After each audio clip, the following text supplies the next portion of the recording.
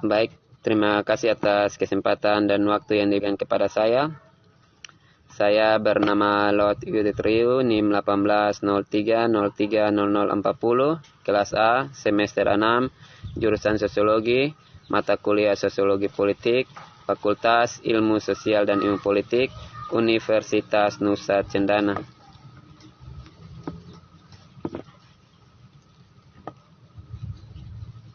Dari tugas yang diberikan yaitu tugas mingguan untuk mereview suatu buku. Di sini judul bukunya yaitu Politik Integrasi. Baik, langsung saja dengan pembahasan.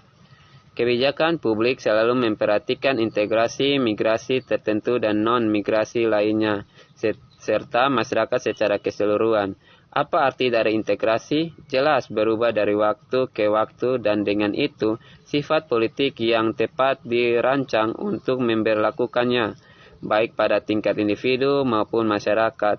Meskipun ini pergeseran landasan konseptual serta yang disebut integrasi telah menjadi rezim tujuan kebijakan selama 50 tahun terakhir atau lebih, setidaknya di negara demokrasi liberal. Pelemahan beberapa proses integrasi ini adalah dasar untuk konsepsi keputusan disintegrasi yang juga merupakan inti dari koleksi ini. Dalam bahasa Inggris, kata disintegrasi biasanya menunjukkan proses kehilangan koersi atau kekuatan. Dalam ilmu sosial, dengan demikian digunakan untuk menggambarkan karakter atau komposisi masyarakat sebagai kumpulan aktivis, tetapi bukan tindakan atau kebijakan terhadap anggota individu atau yang untuk secara mil dibatasi sebagai non-anggota dari masyarakat ini. Dalam debat Jerman, kata disintegrasi telah digunakan lebih sering, baik dalam kaitannya dengan memisahkan masyarakat dan mengesampingkan individu tertentu dari masyarakat. Penggunaan kata istilah ini dibangun dari dan ditambahkan ke karya sarjana migrasi Jerman Vicky Tabuing, mempelajari cara negara Jerman memperlakukan hambatan, menghargai, mencari suaka untuk berpartisipasi, terorganisir kebijakan dan praktek disintegrasi bisa tidak hanya mengabaikan penyelesaian tetapi juga secara aktif berusaha untuk merugikan dan mencegahnya. Meskipun terkadang mereka dibenarkan dalam kerangka integrasi yang lebih luas. Beberapa kebijakan dengan demikian menjelaskan itu mengejar tujuan ini. Yang lain kurang jelas niatnya tetapi masih berkontribusi untuk berhentinya disintegrasi atau rusaknya integrasi. Misalnya, kebijakan menolak hak pencari suaka untuk bekerja telah lama dikritik karena dianggap merusak integrasi jangka panjang mereka. Meskipun ini tidak pernah menjadi kebijakan yang spesifik. Kontribusi besar kedua dari koleksi ini adalah menyoroti keterlibatan sentral mental individu yang menjadi fokus dari segala bentuk integrasi di dalamnya. Terlepas dari peran penting individu yang melekat dalam obligations yang dilakukan pada individu dianggap di atas, masih ada kecenderungan untuk membingkai ini kewajiban dan hal yang menyangkal agen apapun. Karena ini adalah tuntutan para migran dengan cara yang tidak dapat diminta oleh warga negara. Para migran ditempatkan dalam peran wali kewarganegaraan yang baik. Ini menunjukkan bahwa integrasi adalah sesuatu yang ada dilakukan untuk individu. Namun, sejarah kebijakan publik untuk membentuk integrasi tinggi menjelaskan betapa sulitnya untuk secara sadar membentuk suatu proses yang dinamis dan serumit, keterlibatan yang progresif dan relatif sama dari pandangan baru dalam suatu korektif. Integrasi adalah proses di mana para pendatang baru tersebut terlibat secara aktif baik sebagai peserta yang bersedia atau untuk secara aktif menentang asumsi normatifnya.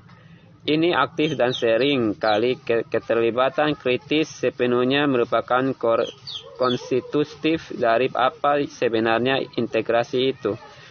Itu sebagai besar yang dapat dilakukan oleh pendekatan kebijakan adalah membentuk atau memberi insentif pada elemen tertentu darinya keterkaitan. Kami mengeksplorasi bagaimana keterlibatan dan aktivisme individu terbentuk proses integrasi. Bentuk keterlibatan dan aktivisme harus dipahami sebagai tindak agresi sejalan dengan literatur tentang tindakan kewarganegaraan.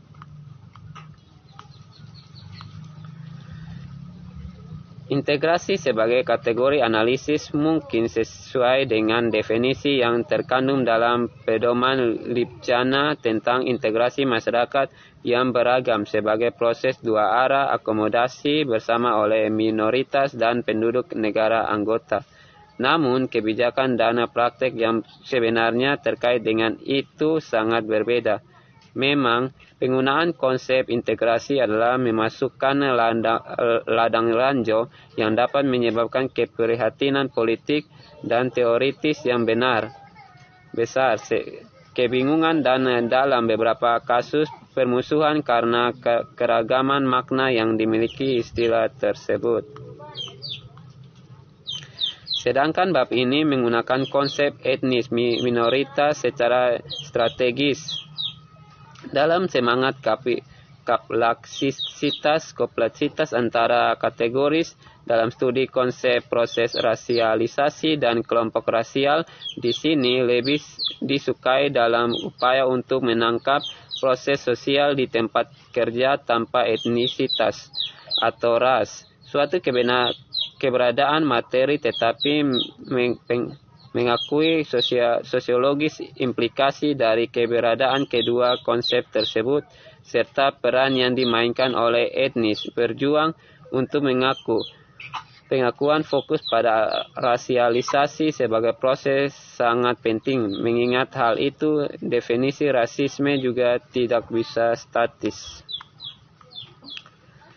Dalam prakteknya, hanya para pelaku yang tidak terlindung dari logika imigrasi kontrol dapat diharapkan untuk mengecualikan imigrasi gelap dari situs atau layanan tertentu.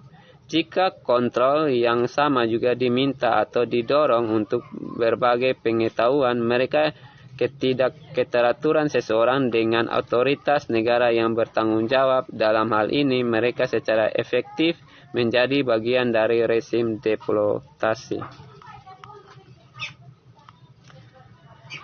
Penyediaan dan alokasi pelayanan publik secara umum dan menyeluruhnya para migran gelap pada khususnya selalu melibatkan serangkaian keputusan politik mengenai keadaan yang tepat untuk menawarkan, menolak atau meminta pembayaran layanan tertentu. Keputusan politik ini kemudian diterjemahkan ke dalam kerangka hukum pekerjaan dan kebijakan yang pada gilirannya harus dilaksanakan di lapangan. Di Eropa dan Amerika Utara, batasan kepemilikan garis abstrak itu mendefinisikan batas komunitas yang dibayangkan tampaknya ditarik melalui frame baru. Penelitian terbaru menunjukkan bahwa negara asal menjadi kewaspadaan dan menentukan apakah seseorang dapat menjadi bagian dari atau tidak masyarakat yang secara bertahap digantikan oleh otoritas ekonominya yang dirasakan dan kemampuan untuk berpartisipasi aktif dalam masyarakat. Sedangkan perdebatan utama seputar masalah ini terjadi di Amerika Utara dan Eropa hari ini. Pembingkaian ulang kategori imigran yang menetap di Israel relatif absen dalam debat migrasi ilmiah. Memang ideologi etnonasional yang kuat yang mendasari hukum pengembalian kebijakan imigrasi nasional Israel dan stabilitas kebijakan ini dari waktu ke waktu, meninggalkan pertanyaan tentang kepemilikan yang tidak tertandingi. Mungkin itu sekian dari para materi saya. Sekian dan terima kasih.